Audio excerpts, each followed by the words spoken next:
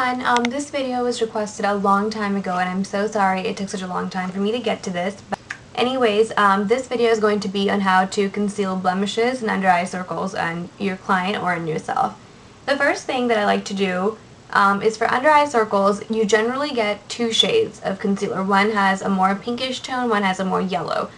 I find that it's a lot easier to use pinks and salmon colors than something yellow. It's very hard to go wrong with something like that, even if the person's skin tone is more yellow.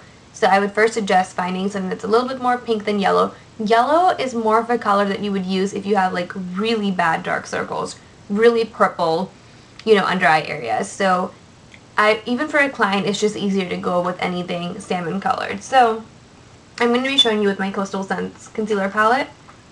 Some of it kind of melted, so don't laugh, but if you notice, like, this has more salmon than this, and then this has more salmon than this, things like that. So as you can probably tell by looking at this, I've used this a ton. It is an amazing product. It is from coastalscents.com. I think it was like $16 or $17. This is really great also because a lot of the times I've worked on brides who've had a lot of acne. And of course on their wedding day they want to look flawless. So the best thing to do is to just use this as foundation. And I know that sounds scary, you're using a concealer all over someone's face, like you're concealing their entire face, but that really gives you a flawless look. This one photographs really well in general, and the only thing I would do is like don't tell her that you're concealing her whole face because she's going to be like, oh, what do you think? Like that's horrible, blah blah blah, whatever. But that's what I use in so many people and it works amazingly well. It's really, really easy to blend these colors as well to create the color that you want. So it just blends really seamlessly into the face. It's very creamy, it's easy to use. I really like that. Then whatever you might do, whether you use this as a foundation all over her face or just in select areas like her under eye area, make sure you set it with a translucent loose powder. I love Max Prep and Prime, but you can use anything that you like. I think that one photographs well, and that's the most important thing when you're doing makeup for a client. It has to photograph really well because chances are whatever she's getting makeup done for is going to be on camera and on like in pictures. So that's one thing.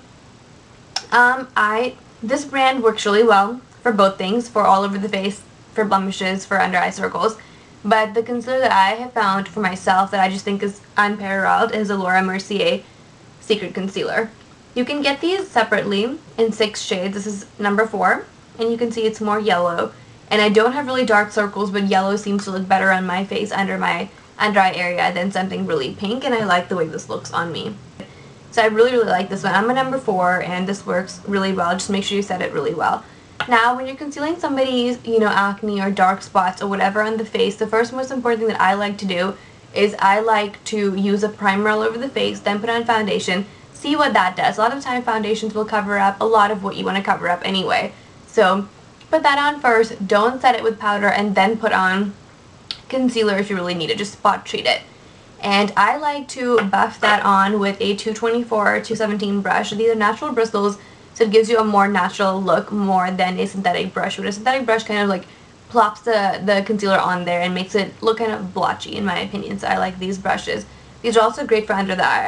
I go in little round motions like that and put that into my under eye area. That's actually what I did today. I used this and this for my under eye area.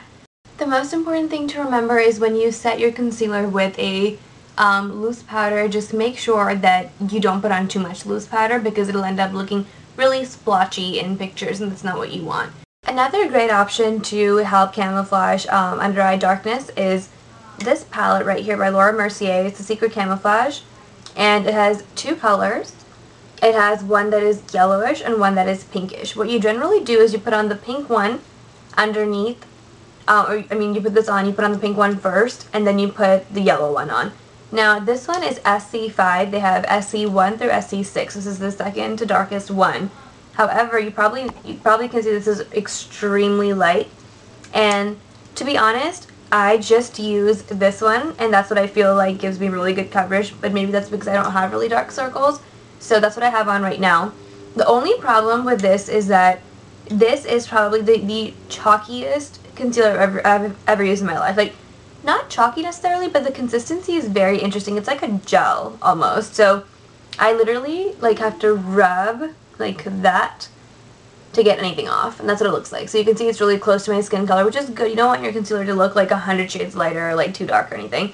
So I have to rub a lot to get this out, which I don't really like because I've tried putting a brush in there to take some out and it doesn't work. So this, to use on clients, I would not suggest because, I mean, if you're going to sit here and dig out some, you're going to waste a lot of it, and you can't just use your fingers in every client, and it would be really, really unhygienic to put your finger in here and rub it and put it in everyone's eyes. So it's a really great concealer, but it's one of those things that only you would use. Now, for other people, this shade would work really, really well if you do want that extra coverage, you know, on top of this. It works really well, but for me, that's just not what I need. Also, the strange thing is that SC6 is it's the next one, it's the darkest one, and this color in SC6, or this part of the palette in SC6 is so dark. Like, it doesn't look like it's just one color darker than this. So if you're darker than me, then I don't think this palette would work for you, because I mean, the color after this is just too dark. It wouldn't work on anybody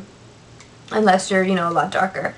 Other than that, this covers well. The strange thing with this, however, is that I have both of these. They're both by Laura Mercier, and with this one, in pictures, you look ridiculous. You're going to look like a clown with like a white line underneath, and I'm not really sure why that is, because in real life it blends really well. It looks really good on.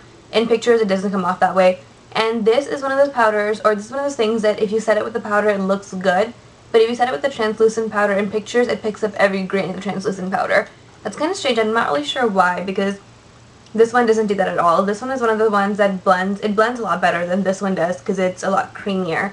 And you don't need to set it with any powder to make it stop creasing, but I feel like this one, you should do that to make it stop creasing.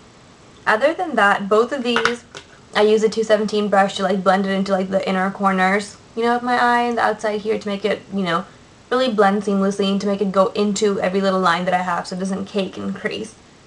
But yeah, I don't know, I'm kind of in the middle with this one, because I really like the way it looks on me, but I'm just not sure what I can do with this color now, since it doesn't suit me, and this color is like the smaller part of the palette, and I can't use it if there's any camera involved. Like, even right now, you can see that it's looking really light, but that's not how it looks in real life. So, if you have any questions, let me know.